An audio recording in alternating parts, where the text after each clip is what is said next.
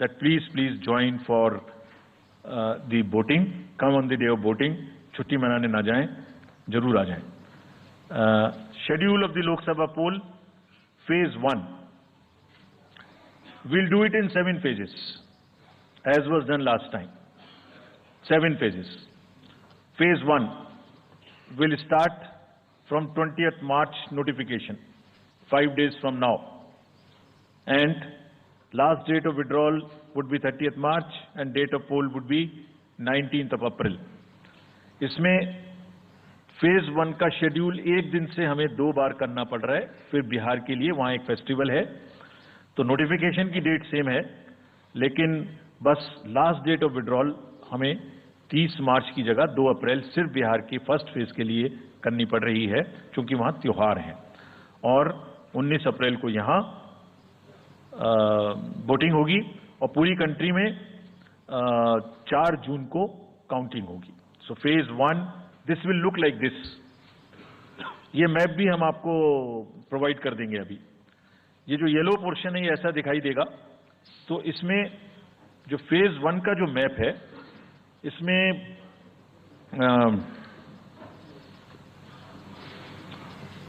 North east, नीचे Tamil Nadu, Rajasthan, centre में छत्तीसगढ़, मध्य प्रदेश और उत्तराखंड, और ऊपर में जम्मू कश्मीर की 1 पार्लियामेंट्री कॉन्स्टिट्यूंसी. ये येलो फर्स्ट फेज का आपके सामने में मैप है. सेकंड फेज और फर्स्ट फेज में 21 स्टेट्स जाएंगी पोल में. Second phase notification will start on 28th of March and date of poll will be 26th of April. Similarly here, in case of J&K, because of the some holiday, the date of one day would be different, date of security of nomination would be different, but date of gazette notification or date of poll would be common. Phase 1 में 21 राज्य polling में जाएंगे और phase 2 में उसमें से और राज्य जुड़ जाएंगे. So this is the map which would be phase 2, जिसमें हम नॉर्थ ईस्ट में काफी जगह चुनाव को कंप्लीट करते हुए, तमिलनाडु में कंप्लीट करते हुए, सेकेंड फेज में राजस्थान को भी कंप्लीट करेंगे. Phase 3 would be from 12th of April and date of poll will be 7th of May. इसमें भी टोटल 12 स्टेट्स उस समय में जा रही होंगी और इस फेज में 3 नए राज्य में चुनाव शुरू होगा. इसका मैप कुछ इस तरह से दिखाई देगा.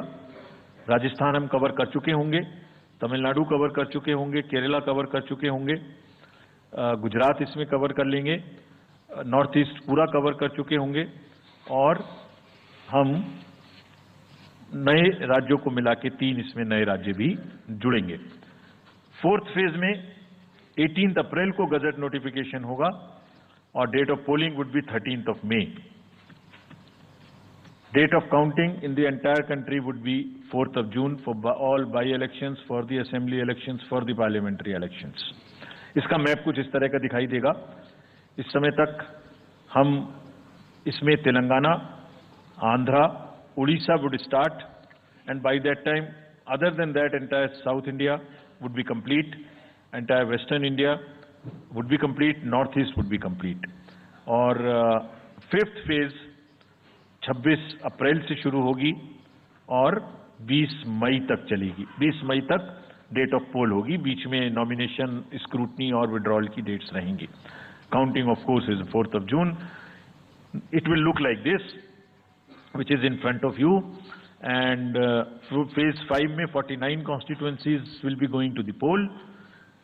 Phase 6 में 57 constituencies will go to the poll, starting from the gazette notification on 29th of April and finishing on 25th of May 2024. इसका मैप कुछ इस तरह का दिखाई देगा कि मोस्टली यूपी, बिहार, बंगाल, उड़ीसा और साथ में कुछ नॉर्थ का पोर्शन चालू रहेगा. Last phase, 7th phase, notification will be on 7th of May and polling on 1st of June. So last polling would be on 1st of June and counting on 4th. And इस phase में पूरा पंजाब, हरियाणा भी शामिल रहेगा, Bengal, Bihar, Odisha. This is how the map will look. Yellow denotes the first phase and accordingly the legends are given. We will share this map also with you, ताकि आप इसे अपने साथ रख सकें, इसके हिसाब से देख सकें. ये भी कोशिश की है हमने, और अगर पूरी फेज वाइज हम पिक्चर दें, ये भी एक अच्छी स्नैपशॉट है, जिसमें फेज 1 में 102 कॉन्स्टिट्यूएंसीज, फेज 2 में 89, फेज 3 में 94, फेज 4 में 96, 49, 57, 57. So we'll start with the 102, the largest, slowly come down and finish northeast, move up from the south and finish the western area. तो इसमें वेदर और हर चीज का ध्यान रखते हुए काफी सोचने के बाद ये शेड्यूल बनाया गया है. विद दिस जो सिंगल पोल डेट है वो 22 स्टेट में होगी. 2 राज्य 4 बार में जाएंगे, कर्नाटका, राजस्थान, त्रिपुरा, मणिपुर. 3 फेज में 2 जाएंगे, छत्तीसगढ़ एंड असम. 4 फेज में 3 जाएंगे, उड़ीसा, मध्य प्रदेश, झारखंड. 5 फेज में 2 जाएंगे, महाराष्ट्र एंड जम्मू कश्मीर. जम्मू कश्मीर की हर पार्लियामेंट्री कॉन्स्टिट्यूएंसी के लिए 1 फेज होगी. और 7 फेज में 3 जाएंगे, Uttar Pradesh, Bihar and West Bengal. With this friends, I and my address and thank you very much. Thank you, sir, for those detailed remarks. Please hold on. So, you raise your hands, हाथ खड़ा कर दीजिए. Micers आपके पास आएंगे. So we will start with you in the first row. Where are the micers? आप आइए, इनको दे दीजिए. जो CC sir will take 4-5 questions at one time. So after that we'll take the next person. Yeah. Sir, मैं मोहित दुबे हूँ news nation से. Sir, मेरा सवाल ये है कि आपने 7 चरणों में मतदान ये करवाया है. बहुत बड़ी चुनौती है क्योंकि दुनिया का सबसे बड़ा लोकतंत्र हिंदुस्तान है. अपोजिशन पार्टियां जो है ये आरोप लगा रही हैं कि 7 चरणों में क्या जरूरत है और इसकी वजह से सत्ताधारी दल को फायदा होता है. और छोटा सा सवाल सर एक और है कि ईवीएम को लेकर लगातार अपोजिशन धरना दे रहा है, सवाल उठा रहा है. आप हमेशा ये कहते रहे कि निष्पक्षता के साथ आप मतदान करवाते रहते हैं ईवीएम के माध्यम से, तो उनके सवाल के बारे में आप क्या जवाब देंगे? आप ये जो लाइट जैकेट पहने हैं सेंटर में, इनको दे दीजिए. जो जस्ट होल्ड ऑन. सर, मेरा नाम रविंद्र सिंह शोरान है. I would like to ask कि जो आपने बताया कि 3500 करोड़ रुपए को सीज किया, उसके बाद कार्रवाई कितने लोग जेल गए, कौन कौन सी पॉलिटिकल पार्टीज इन्वॉल्व थी, और जो लीकर सीज किया गया उसमें कितने केसेस रजिस्टर हुए, उसकी डिटेल्स इलेक्शन कमीशन हमारे साथ कभी शेयर करता नहीं है after the election happens.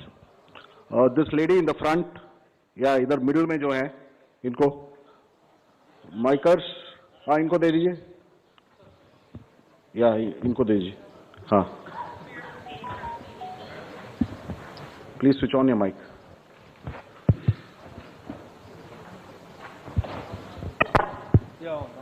Great. Samir Hussain from BBC News. This is an incredible feat to try and get every person who's eligible to vote.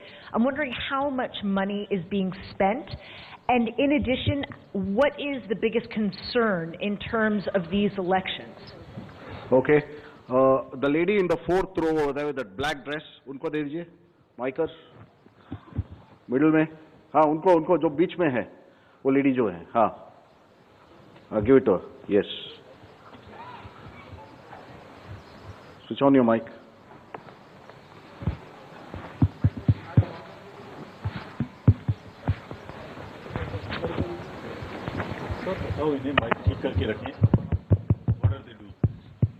Hi, I'm Ashlyn. You said in your speech that... Can you just introduce yourself? I'm Ashlyn Matthew. From? National Herald. Thank you. You had said in your speech that there should be no hate speech. There will be a calibrated approach to MCR.